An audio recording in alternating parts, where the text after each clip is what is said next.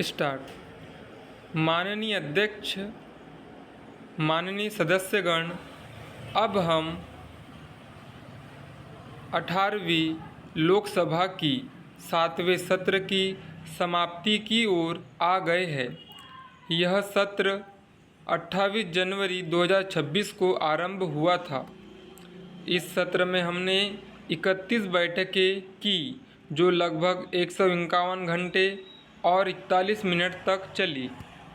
माननीय राष्ट्रपति जी ने 28 जनवरी 2026 को समवेत दोनों सदनों के सदस्यों को संबोधित किया।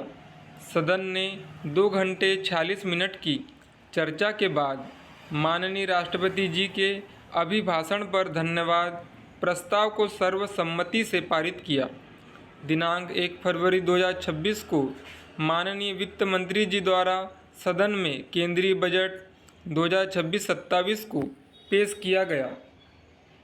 सदन द्वारा केंद्रीय बजट 2026-27 पर सामान्य चर्चा लगभग 13 घंटे चली।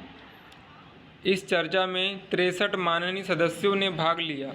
माननीय वित्त मंत्री जी ने दिनांक 11 फरवरी 2026 को चर्चा का उत्तर दिया।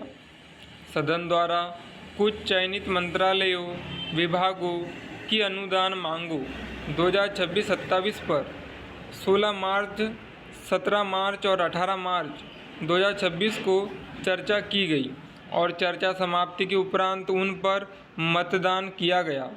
दिनांक 18 मार्च 2026 को ही केंद्रीय बजट से संबंधित विनियोग विधेयक पारित किया गया।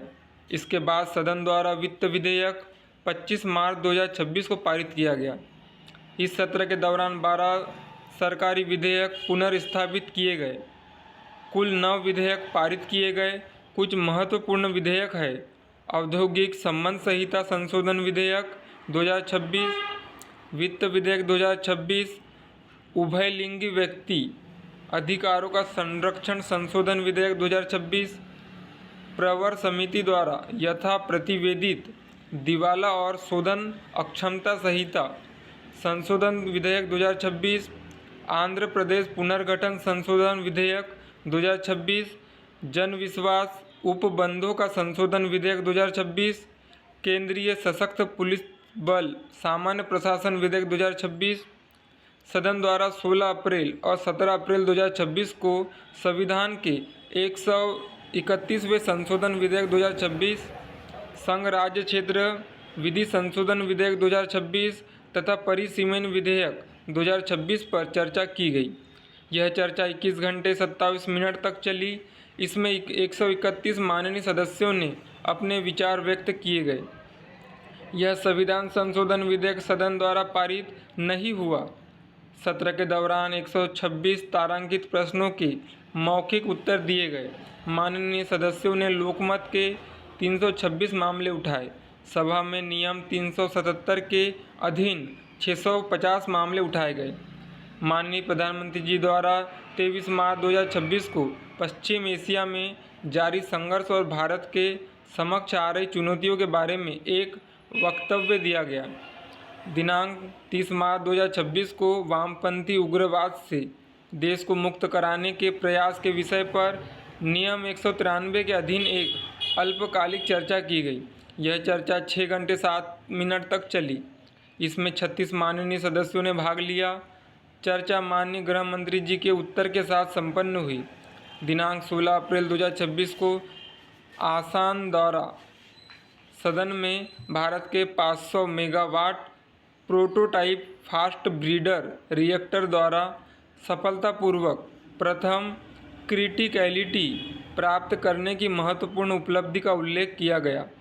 माननीय सदस्यगण, आपके सहयोग से लोकसभा में इस सत्र की कार्य उत्पादकता 93% रही।